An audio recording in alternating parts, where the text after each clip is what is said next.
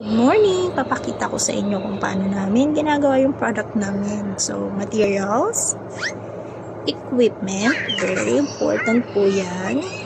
Then after that, prepare time, yung straps, tela, rubber, and then the push locks. Very important po na matitibay ang aming mga materyales. High quality po para sa satisfaction ng mga customer. Then a few minutes of preparing. Yan po, tatahiin na yan ni Mister. So, it will take hours po sa paggawa ng aming low carry kasi hindi lang po siya dinidikit. We make sure na matibay po yung pagkakatahi para hindi po madaling masira yung mga ginagawa namin. Then, yan na po yung finished product namin.